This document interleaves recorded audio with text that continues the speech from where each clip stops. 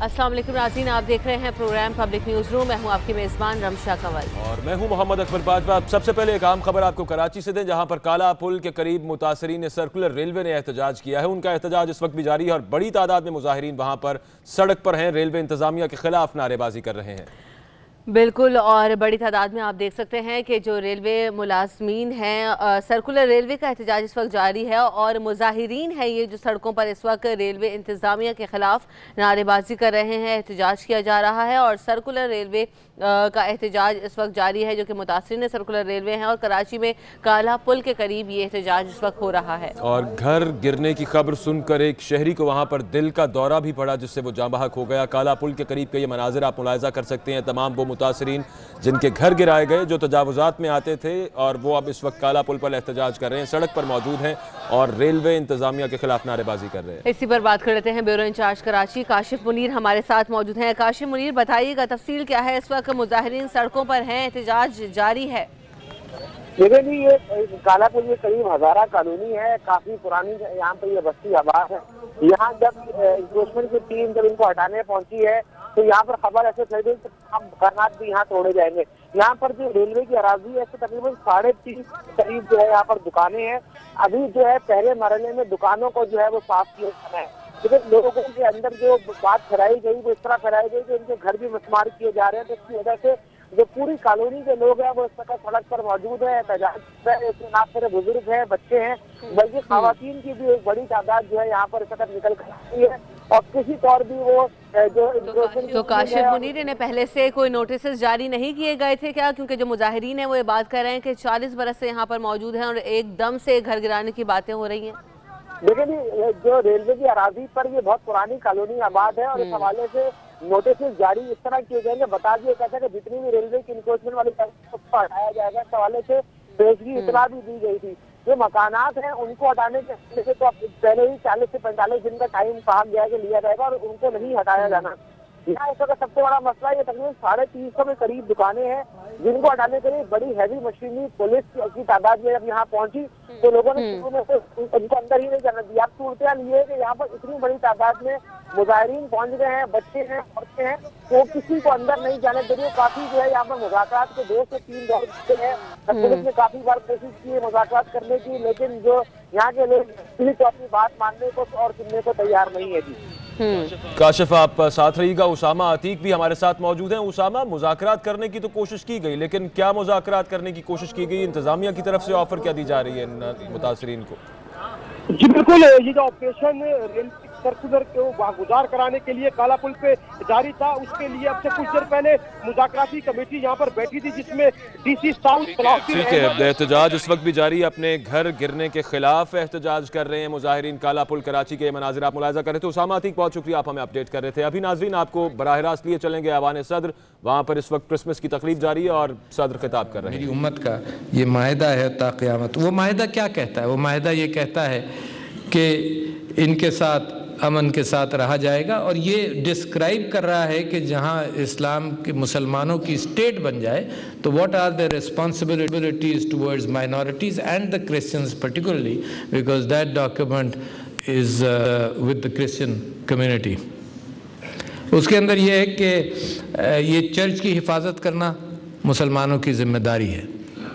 और मैं पाकिस्तानी होकर फिर मैं सोचता हूँ कि या तो उस डॉक्यूमेंट की तशहीर नहीं है या मेरा मुसलमान भाई इस बात को नहीं जानते।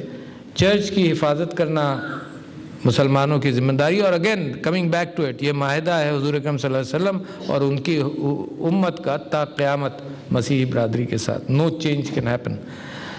और दूसरे ये कि इनके चर्च के अंदर जो चीज़ें हैं उनकी भी हिफाजत करना, इनकी की यानी पादरी।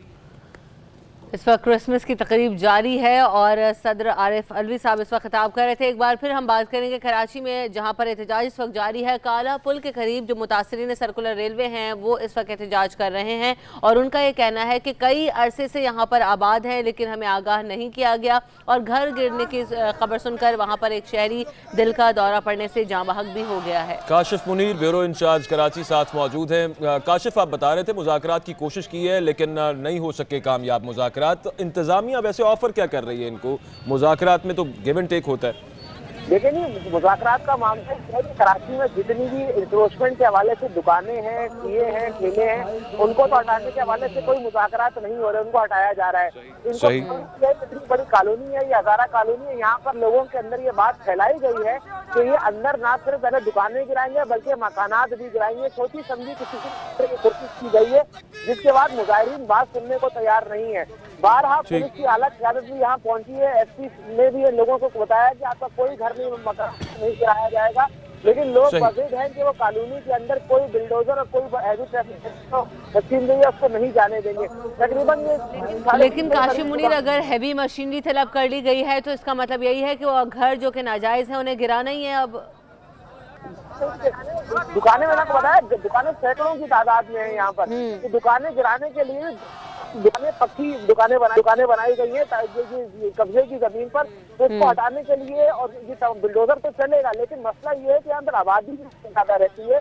उस आबादी में ये बात फैलाई गई है कि अगले मरहले में आपके मकानात गिराए जाएंगे। काशिफ, आप ये बता रहे हैं कि गलत तौर पर ये बात फैलाई गई है, इंतजामिया का कोई इरादा नहीं है घर गिराने का, सिर्फ गैर कानूनी दुकानें मिसमार करने आए यहाँ पे। कराची ऑपरेशन में जितने भी तजावुजात के खिलाफ ऑपरेशन हो रहे हैं नहीं गिराया जा रहा है। इसका तो सूरत ये है कि कराची में जो भी सूरत हाल है, मकानात रहने जो मकानात है, घर है, उनको गिराए जाने का सिलसिला फिलहाल रोक दिया गया है। ठीक है काशिफ, हमारे साथ ही रहेगा। यकीनन अभी जो पहला फेज है जिसमें ये ऑपरेशन हो रहा है तजावुजात के खिलाफ, उसमें दुकानें गिराई जा रही हैं। उसामा अतीक भी हमारे साथ मौजूद हैं। उसामा, बताइएगा कितनी दुकानें अब तक गिराई जा चुकी हैं और यहाँ पर कितनी बड़ी तादाद में दुकानें मौजूद हैं? जी बिल्कुल, सर्कुलर रेलवे काला पुल हजारा कॉलोनी की जो ये जमीन है, इसी वागुजार कराने के लिए ऑपरेशन का आज सुबह से आगाज किया जाना था। ऑपरेशन जो है वो ताखीर का शिकार हुआ जब हमने मुजाहिरीन की बड़ी तादाद यहाँ पर देखी। इस सबसे कुछ देर पहले यहाँ पर मुज़ाकरात हुए थे, जिसमें SSP south, DC south, SSP railway और दीगर हुकाम जो इलाके के थे, इंतजामिया के थे, उन्होंने मिलकर एक जगह मुज़ाकरात किए, जिसमें ये बात तय पाई है कि जिस दुकान किसी भी रिहायशी जगह को टारगेट नहीं किया जाएगा। सबसे पहले यहाँ पर मार्किंग होगी ताकि कल को कोई कंटोनमेंट वाला, रेलवे वाला या लैंड जो है माफिया, वो बाद में आके क्लेम ना कर सके कि जमीन को कहां से या दुकानों को कहां से वागुजार कराया जाएगा। इसलिए सबसे पहले आज के मरहले में पहले मार्किंग की जाएगी और कल से इस ऑपरेशन का जो है वो बाकायदा आगाज किया जाएगा। सबसे पहले जो कमर्शियल एरिया है उसको टारगेट किया जाएगा, जहाँ पे लगभग 350 के करीब दुकानें मौजूद है। जिस दुकान के ऊपर घर मौजूद है, रिहायशी एरिया है, उसे फिलवक्त टारगेट नहीं किया जाएगा। इसका फैसला बाद में किया जाएगा। यही बात इस वक्त मुज़ाकरात में तय पाई है। अभी इस वक्त से यहाँ पर जो हैवी मशीनरी थी उसे यहाँ से मूव कर दिया गया, हटा दिया गया।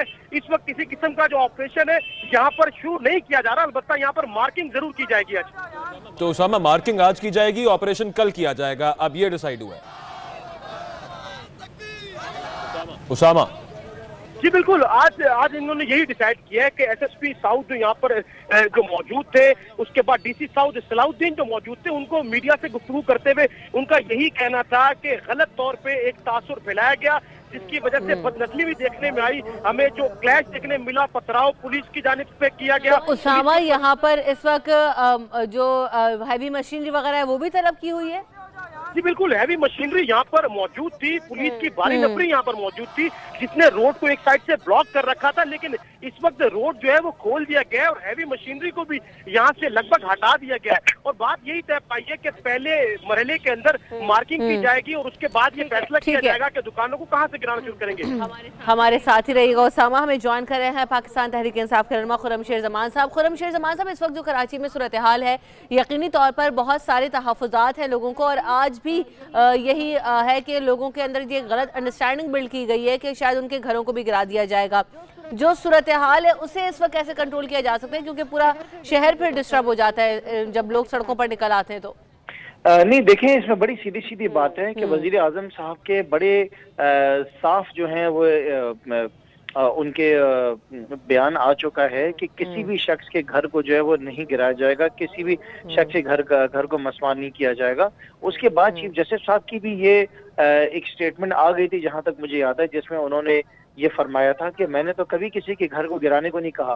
तो ये बार बार हम ये सवाल कर रहे हैं कि मेयर कराची क्यों लोगों के साथ इस तरह का रवैया कर रहे हैं, क्या वजह है कि लोगों के घरों को जो है गिराया जा रहा है। चीफ जस्टिस साहब ने भी मना किया है। खुर्रमशेर जमान साहब, वसीम अख्तर साहब भी यही बात कर रहे हैं कि घरों को नहीं गिराने दिया जाएगा और उसके तहफ़्फ़ुज़ के लिए तो हम भी आपके साथ खड़े हैं, वो भी यही बात करते आ रहे हैं। चीफ जस्टिस की अहकामात की आड़ में यहाँ पे लोगों को नुकसान पहुंचाया जा रहा है। हमने पिछले दिनों भी ये बात कही कि ये जाके चीफ जस्टिस साहब को एक नाजिर अपॉइंट करना पड़ेगा जो कि इनको एक पूरी रिपोर्ट ला के दे कि यहाँ पर हुआ क्या है, लोगों के साथ किया क्या जा रहा है। अब चीफ जस्टिस साहब ने कहा है कि घर नहीं गिराने, यहाँ पे मेयर कराची घर गिरा रहे। उन्होंने तो कहा था, मेयर कराची ने, यहाँ तक कि एमकेएम ने भी कहा था, अगर किसी का घर गिराया गया तो हम जो है ना इसके ऊपर बहुत सख्त एक्शन लेंगे अपने मेयर के खिलाफ भी। अभी आपके सामने लोगों के घर गिराए जा रहे हैं। तो मैं डिमांड करता हूँ, आज भी बात यही हो रही है कि घर नहीं गिराए जा रहे। आज भी लोगों के अंदर गलत परसेप्शन ये बिल्ड कर दिया गया, अफवाह फैला दी गई कि दुकानें गिराने के बाद उनके घर भी गिराए जाएंगे। लेकिन जिस तरीके से हमारे नुमाइंदगान रिपोर्ट कर रहे हैं, आज भी दुकानें गिराने के लिए सिर्फ और सिर्फ मार्किंग हुई है वहाँ पे। असल में लोगों के अंदर ये खौफ है, लोगों की इस बात की फिक्र है कि शायद उनके घर भी मसमार किए जा रहे हैं। अब ये मेयर कराची की जिम्मेदारी कि इस वक्त वो वहां पर जाएं, लोगों को तसल्ली दें, लोगों को बताएं कि क्या वजूहात है। ये उनकी जिम्मेदारी, उनको अंदरान होना चाहिए। बिल्कुल ठीक बात है। अच्छा खुर्रमशेर जमान साहब, ये फरमाइएगा कि कुछ अरसे से जो ये एंटी इंक्रोचमेंट ऑपरेशन में थोड़ा कंट्रोवर्शियल हो रही है एमक्यूएम और खासतौर पर मेयर कराची साहब, उनका बड़ा स्टेक है इस शहर में। फिर समझ नहीं आती कि ये मामला क्यों है इस तरह, क्यों इल्ज़ाम दे रहे हैं सियासी जमातें कि मेयर कराची जानबूझकर ऐसी कोई हरकतें कर रहे हैं। देखें, जो अहकामात चीफ जस्टिस साहब के हैं उस अहकामात की बुनियाद के ऊपर बिल्कुल इंक्रोचमेंट हटाई जानी चाहिए। लेकिन जहाँ पे अहकामात चीफ जस्टिस साहब के नहीं है, जहाँ पे चीफ जस्टिस साहब ने नहीं कहा है वो काम करें, वो अगर करेंगे तो जाहिर है कि सिर्फ मैं नहीं, हर सियासी जमात जो है उनके खिलाफ आवाज उठाएगी। नहीं, इलेक्टोरेट को लेके मेरे कहने का मतलब था कि अच्छा खासा स्टेक है एमक्यूएम का और खासतौर पे वसीम अख्तर साहब का भी, उसके बावजूद नहीं, आप इस बात को समझें, क्या वजह है कि पाकिस्तान पीपल्स पार्टी जो है वो कराची शहर के अंदर तरक्याती काम नहीं कराती है, बेसिक नेसेसिटीज नहीं देती। उसकी वजह है कि उनका कोई स्टेक नहीं है। इसी तरीके से अब एमक्यूएम को बात मालूम चल गई कि कराची के अंदर उनका स्टेक नहीं रहा है, कराची वालों ने तो उनको वोट ही नहीं दिया है। यहाँ तो देखे ना कि अब हम क्यों गुस्सा होते हैं, हम क्यों नाराज होते हैं। हम इसलिए नाराज होते हैं कि ये हमारा स्टेक है कराची के अंदर, हमें लोगों ने वोट दिया है, ये हमारी जिम्मेदारी है कि हमने आवाज उठानी है। यही बात हमने मेयर साहब से कहा कि मेयर साहब जो अहकामात चीफ जस्टिस के हैं उसके ऊपर आप जरूर काम करें, हमें एतराज नहीं है, लेकिन खुदारा लोगों को ऐसा ना हो कि लोगों को वो नुकसान ना हो जाए जो अहकामात ना हो। खुर्रमशेर जमान साहब, ये जो कियोस है इस वक्त शहर भर के अंदर के किस तरीके से मकान शायद गिराए जाएंगे, नहीं गिराए जाएंगे, इस पर पाकिस्तान तहरीक इंसाफ की जानिब से, आप लोगों की जानिब से कोई रब्ता किया गया और मेयर साहब से के इस हवाले से आप लोगों की भी बातचीत हुई ताकि लोगों के तहफ़्फ़ुज़ात दूर हो सके?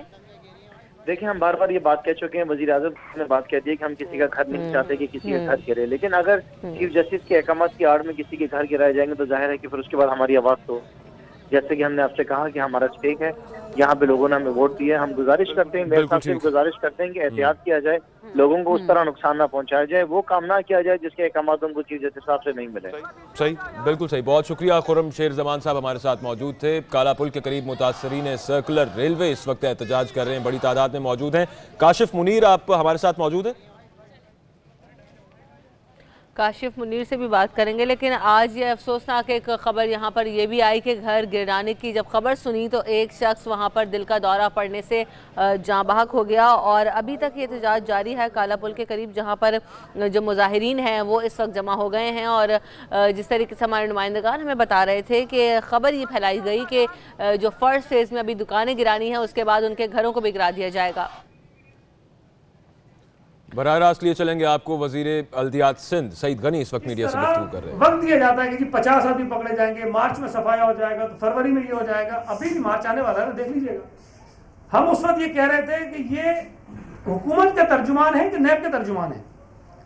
ये अकाउंटेबिलिटी करना हुकूमत का काम है या उस आज़ाद इदारे का काम है जो बाज़ाहिर लोगों की नज़रों में इंडिपेंडेंट है और वो सबके खिलाफ एक जैसी कार्रवाई करने का पाबंद और जिम्मेदार है। लेकिन हमारी उन बातों पर हुकूमत की तरफ से कोई जवाब नहीं आ रहा। लेकिन आज अगर हम देखें तो जो बात सामने आई है कि वो जो शहजाद अकबर साहब हैं, जो मुआविन खुसूसी हैं वजीर आज़म के, उनकी जो खुफिया मुलाकातें होती रही हैं FIA के दफ्तर में, DG FIA के साथ भी, और ये भी इत्तलात हैं कि जो GIT के दीगर मेंबर्स हैं उनके साथ में, और जब ये रिपोर्ट्स बनाई जाती रही हैं वो वहाँ मौजूद थे।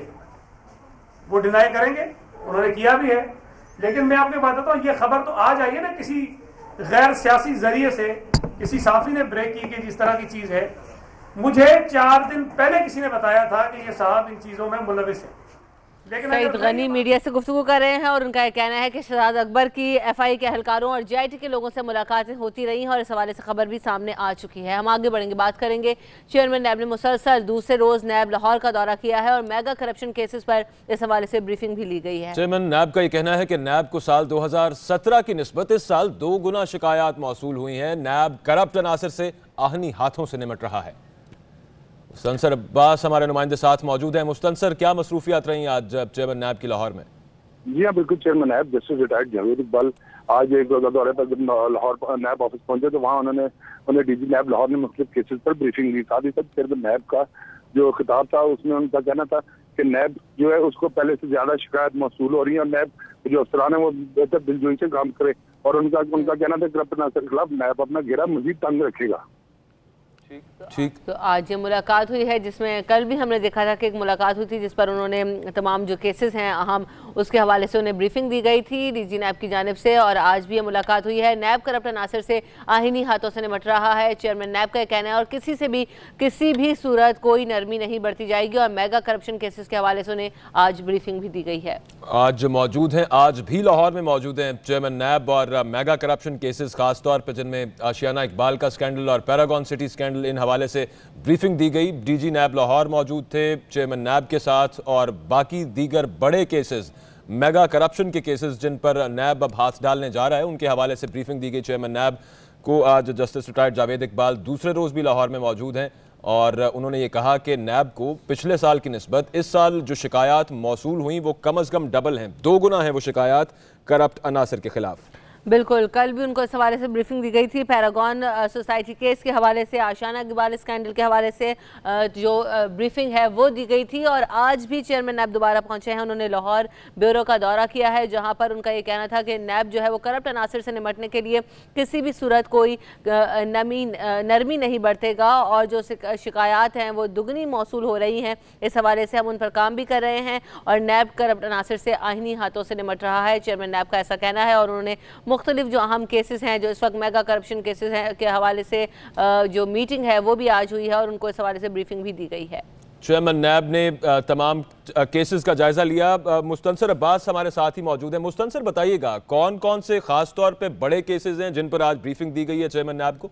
या इसमें बिल्कुल मेगा करप्शन केसेस में एक यहाँ पुलिस में जो स्टेनोग्राफर्स की भर्ती का मामला था सरगोदा यूनिवर्सिटी, और साथ ही साथ लाहौर में जो गैर कानूनी हाउसिंग सोसाइटीज जिनमें Eden housing society, model housing society और दीगर के हवाले से जो गुज़श्ता दिनों एहतजाज भी नैब ऑफिस के बाहर हुए थे, जिस पर चेयरमैन नैब ने नोटिस लेते हुए 1.5 माह का टाइम दिया था और उस पर भी जो इब्तदाई जो रिपोर्ट पेश की गई। साथ ही साथ जो उसके अलावा पैरागॉन के हवाले से जो तफ्तीश की जा रही है उस हवाले वो भी रिपोर्ट उन्हें पेश की गई। इसी तरह उन्हें दीगर अहम केसेस के हवाले से मुकम्मल जामे रिपोर्ट पेश की गई, और साथ ही साथ उनका IAS से जो खिताब था उसमें उनका कहना था जो IAS को टारगेट दिए जा रहे हैं वो उन्हें जल्द अज जल्द मंतकी अंजाम तक पहुँचाएं। जल्द अज जल्द केसेस को मंतकी अंजाम तक पहुंचवाना है। और चेयरमैन नैब ने मुसलसल दूसरे रोज भी नैब लाहौर का दौरा किया है। मुसलसल ये बताइएगा, ये मीटिंग जारी रही, इसमें DG नैब ने इनको ब्रीफिंग दी है? जी बिल्कुल।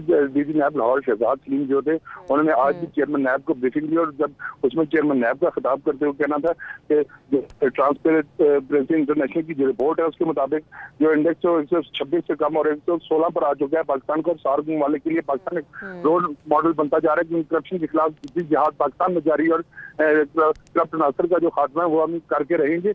उनका कहना था कि जो नैब अफसरान है वो दिलजोई से काम करे और केसेस को जल्द अज जल्द मंतकी अंजाम तक पहुंच जाए, और जो लूटा हुआ पैसा वो पाकिस्तान जल्द अज जल्द इन्वेस्टिगेशन मुकम्मल करने का कह दिया आज IOs को चेयरमैन नैब ने। बहुत शुक्रिया मुस्तनसर अब्बास, इस हवाले से आप हमें अपडेट कर रहे थे। पब्लिक न्यूज़ रूम में यहाँ एक ब्रेक लेते हैं नाज़रीन, ब्रेक से वापस आएंगे कुछ और इशूज़ के साथ।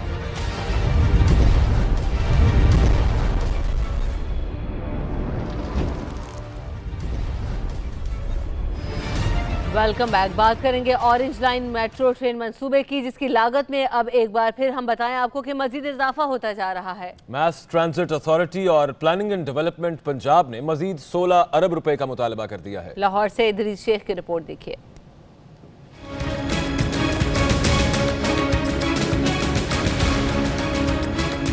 ऑरेंज लाइन मेट्रो ट्रेन मंसूबे की लागत में मजीद इजाफा। मैस ट्रांसिट अथॉरिटी ने LDA की सिफारिशात पर प्लानिंग एंड डेवलपमेंट को मरासला इरसाल कर दिया। मरासले में कहा गया है कि मंसूबे के तजदीद शुदा PC1 के तहत पैकेज 1 की लागत में इजाफा हुआ है।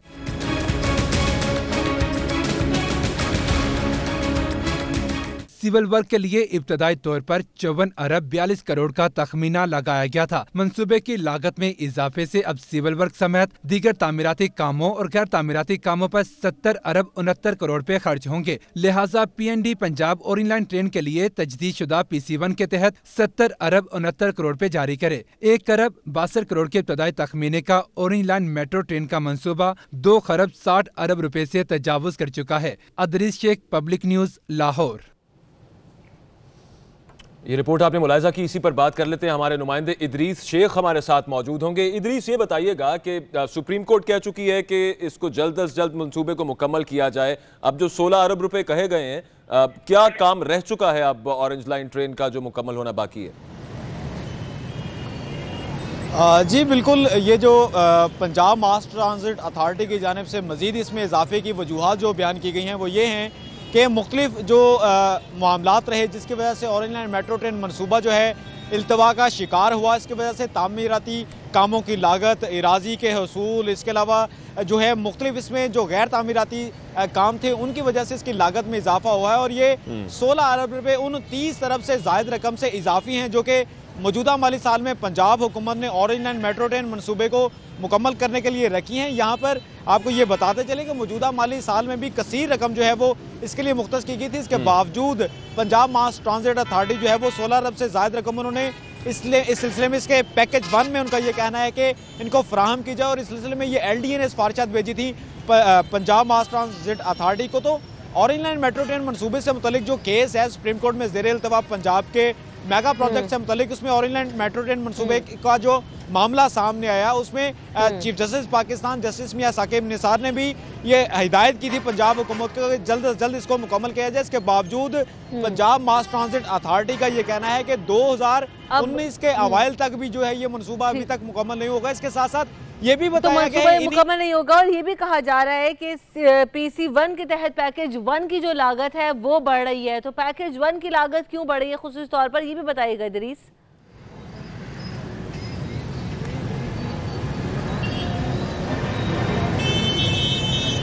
इदरीस शेख, आवाज आ रही है आपको?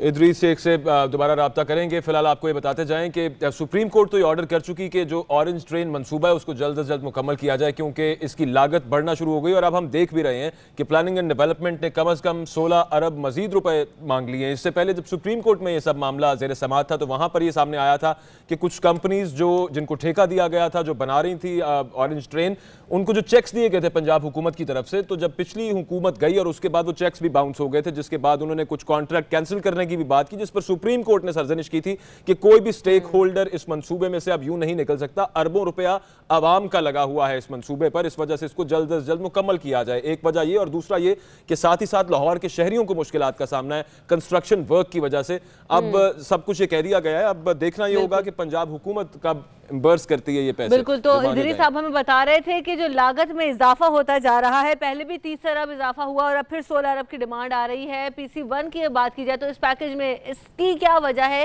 कि यहाँ मुतालबा किया है कि इसकी लागत बढ़ रही है?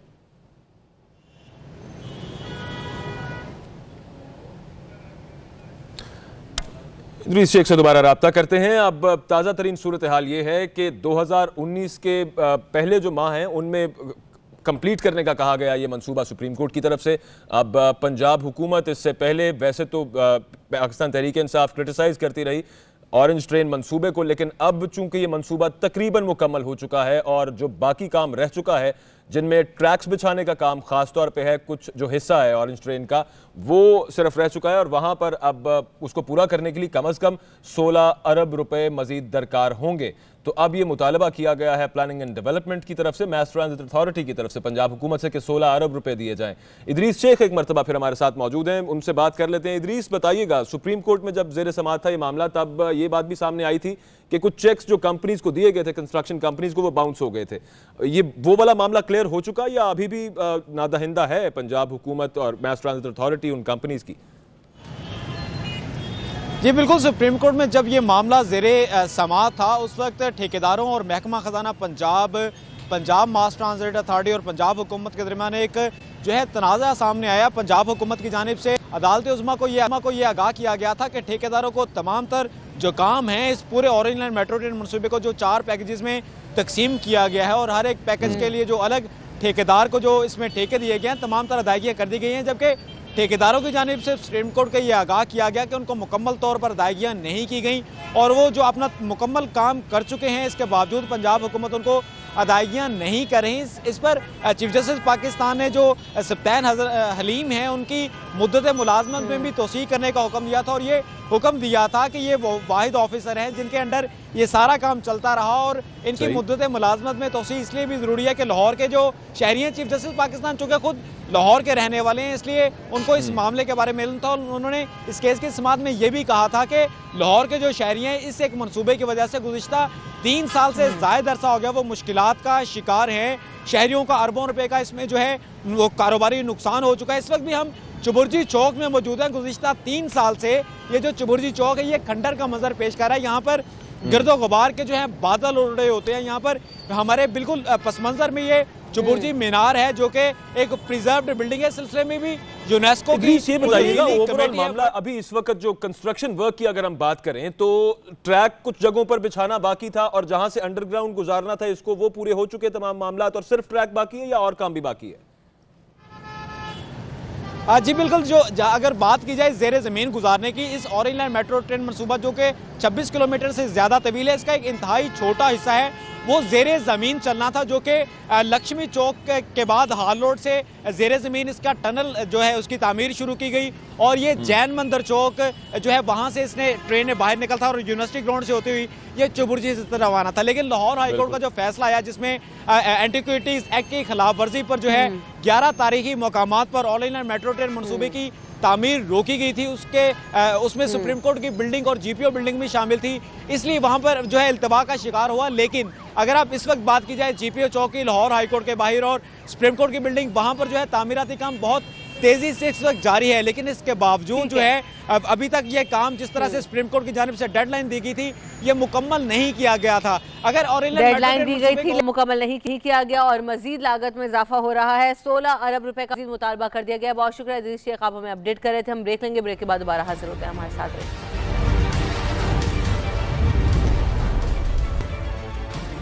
पब्लिक न्यूज रूम में एक मरतबा फिर आपको खुशामदीद। अब कुछ बात करेंगे वजीर आजम के दौरा मुत्तहिदा अरब अमारात की, जिसके अब मस्बत असरात सामने आना शुरू हो चुके हैं। मुत्तहिदा अरब अमारात आइंदा चंद रोज में स्टेट बैंक ऑफ पाकिस्तान में $3 अरब जमा करवाएगा और यूएई की सरकारी न्यूज एजेंसी ने भी इस बात की तस्दीक कर दी है। मुश्किल वक्त में मदद करने पर वजीर आजम इमरान खान ने भी मुत्तहिदा अरब अमारात की हुकूमत का शुक्रिया अदा किया है।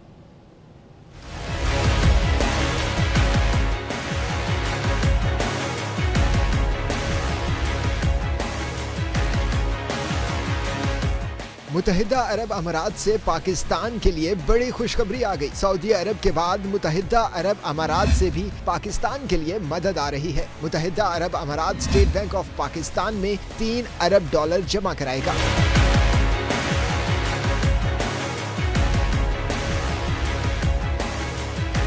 की सरकारी न्यूज एजेंसी ने खबर की तस्दीक कर दी। वजीर आजम ने कहा कि आजमाइश की घड़ी में निहायत फराख दिली से पाकिस्तान का साथ देने पर मुत्तहिदा अरब अमारात की हुकूमत का मशकूर हूँ। अमारती हुकूमत का ताउन हमारी दोस्ती और दहाइयों पर मुहित ताल्लुकात का अकास है। अबू ज़ैबी फंड फॉर डेवलपमेंट की जानिब से जारी बयान में कहा गया कि पाकिस्तान के फॉरेन करेंसी रिजर्व्स बढ़ाने के लिए आइंदा चंद रोज में स्टेट बैंक ऑफ पाकिस्तान में $3 अरब जमा कराए जाएंगे। अबू ज़ैबी से जारी बयान में कहा गया कि पाकिस्तान उन पहले मुमालिक में से है जिन्होंने मुत्तहिदा अरब अमारात के साथ सफारती ताल्लुकात कायम किए। ऐसे वक्त में पाकिस्तान की मदद दोनों मुमालिक और उनके अवाम के दरमियान ताल्लुकात मजीद मजबूत करने में मुआवन साबित होगी।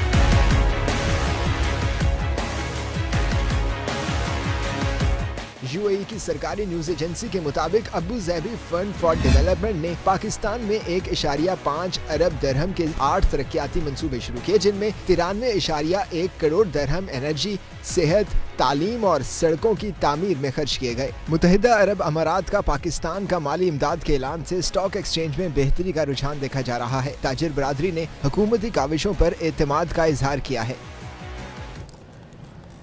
इसी हवाले से बात करते हैं, हमारे नुमाइंदे राजा उस्मान ताहिर हमारे साथ मौजूद है। तो राजा उस्मान ताहिर बताइएगा, अब यूएई ने ऐलान कर दिया है कि जो पैसे हैं अब वो जल्द अज जल्द जमा करवा दिए जाएंगे, अपडेट कीजिएगा। जी बिल्कुल, आज पाकिस्तानी कौम के लिए बड़ी अच्छी खुशखबरी है और वजारत खजाना की जानिब से भी इस बात की तस्दीक कर दी गई है कि यूएई की जानिब से जो पैसे वसूल होने हैं वो अगले चंद वर्किंग डेज में पाकिस्तान के स्टेट बैंक में जमा हो जाएंगे। 3 अरब डॉलर जो हैं मुत्तहिदा अरब अमारात की जानिब से पाकिस्तान को माली पैकेज के तौर पे दिए जा रहे हैं और अगला जो चंद वर्किंग डे हैं जो पीर से शुरू होंगे उसके दौरान ये 3 अरब डॉलर स्टेट बैंक के पास जमा हो जाएंगे, जिसके बाद पाकिस्तान के ज़र मुआदला के ज़खायर हैं वो 14.58 डॉलर से बढ़कर 17.58 डॉलर तक पहुंच जाएंगे। इस तरह पाकिस्तान की जो गिरती हुई माशी सूरत हाल है उसको एक सहारा मिलेगा और ये अच्छा पाकिस्तान की माशियत के लिए एक अच्छा शगुन है। और इसमें राजा उस्मान ताहिर ये बताइएगा, जो बिजनेस पर्सन है वो कैसे देख रहे हैं इस इक़दाम को, क्या बेहतरी आ सकती है? ताजिर बरादरी का इस पर क्या रिएक्शन आ रहा है?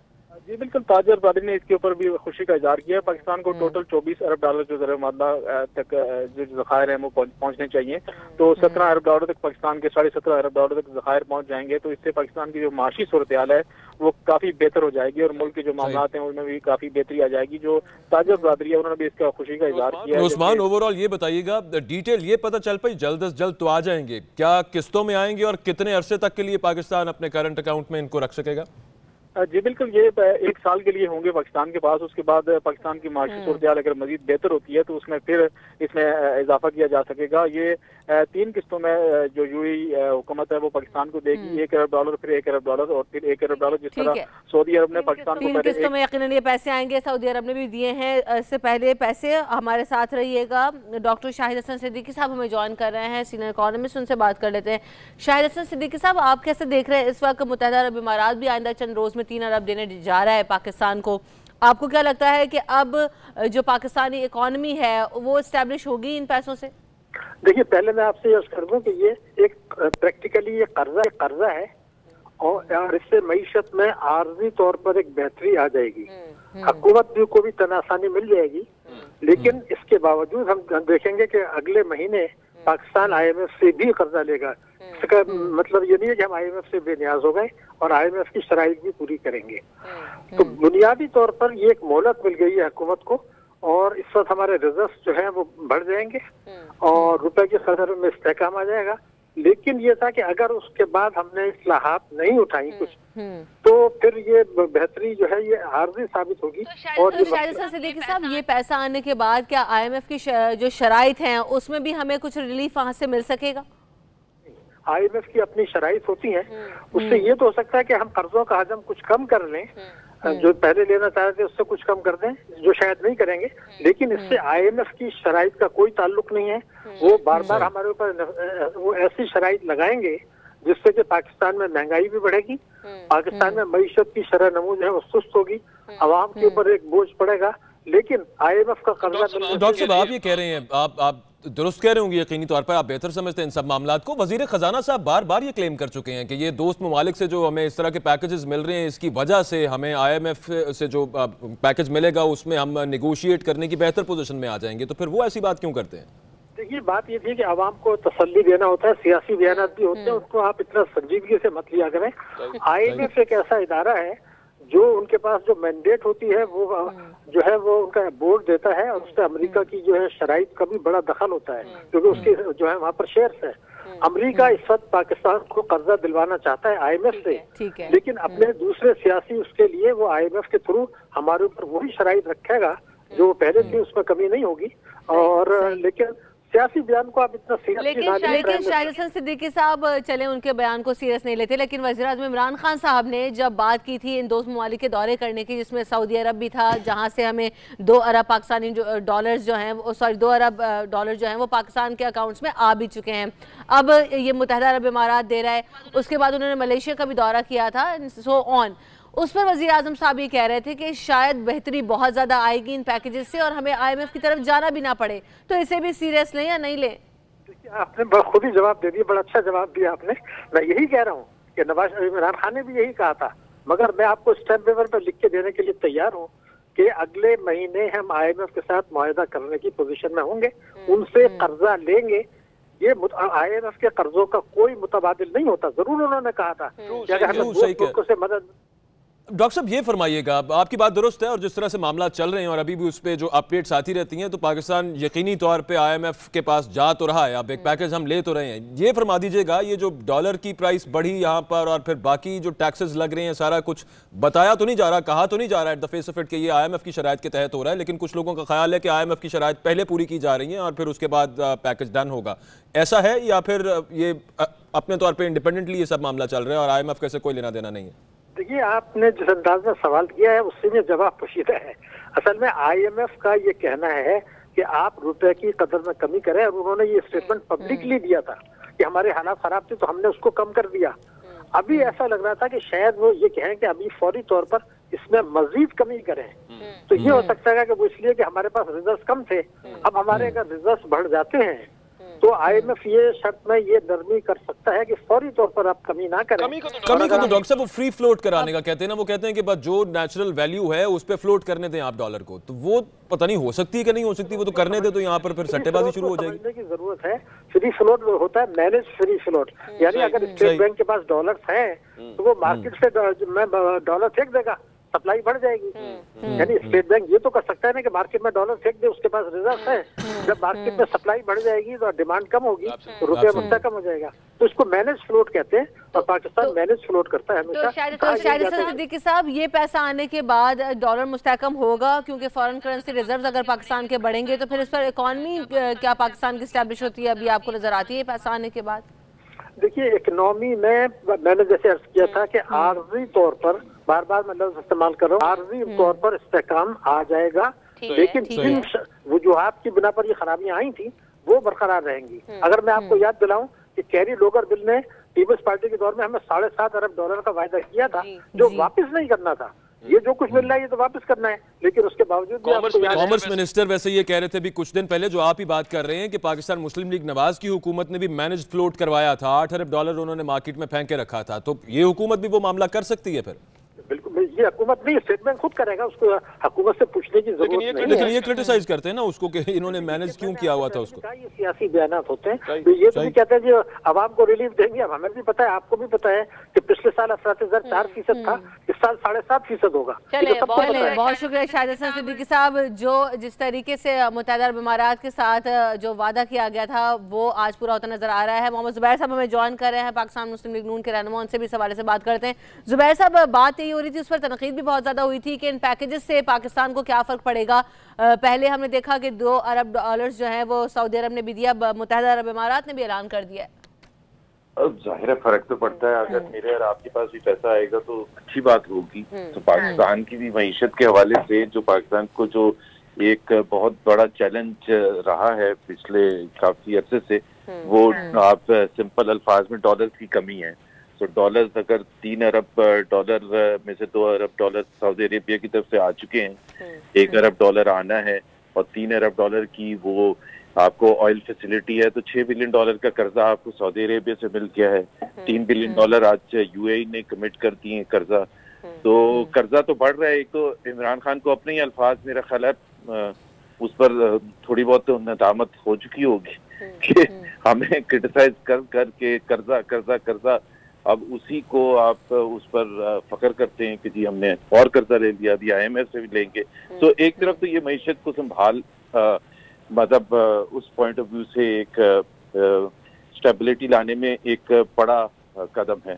दूसरी तरफ एक जो दूसरा जाहिर है, इससे तमाम इकोनॉमिक चैलेंजेस तो नहीं हल हो जाएंगे, और जो सबसे बड़ा मेरा ख्याल है इकोनॉमिक चैलेंज इस वक्त है वो आपकी इकोनॉमिक एक्टिविटी है, वो बिल्कुल खत्म हुई भी है, और वो चलनी जो है उसका डॉलर आने से कुछ। जुबैर साहब ब्रीफली एक आखिरी बात सिर्फ ये फरमा दीजिएगा, आपके छोटे भाई वजीर खजाना वो ये कहते हैं कि ये लास्ट पैकेज है, इसके बाद पाकिस्तान इंशाल्लाह IMF के पास नहीं जाएगा, है आपको ट्रस्ट इस स्टेटमेंट में?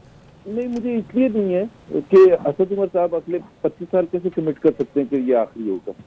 तो वो ये कह सकते हैं कि हमारी परफॉर्मेंस बड़ी अच्छी होगी, लेकिन हो सकता है अगली दफा जो भी और कोई पार्टी आए या पीटीआई ही उसकी परफॉर्मेंस या हमारे जो बहुत से ऐसे इश्यूज होते हैं जो कि आज आप सोच भी नहीं सकते, इंटरनेशनल फाइनेंशियल क्राइसिस हो सकता है, ऑयल प्राइस में जो अमल दखल होता है वो हो सकता है, बहुत से ऐसी चीजें हो सकती हैं जिसकी वजह से आप फोर्स हो सकते हैं। तो कैसे आप कोई कमिट कर सकता है कि जी, या तो ये तो नहीं है कि शौकत तरीन आए थे फाइनेंस मिनिस्टर, वो भी बड़े जबरदस्त थे, डॉक्टर शमशाद भी रह चुकी हैं और बहुत अच्छे अच्छे वजीर खजाना रह चुके हैं या वजीर आजम या जो भी हुकूमतें रही हैं।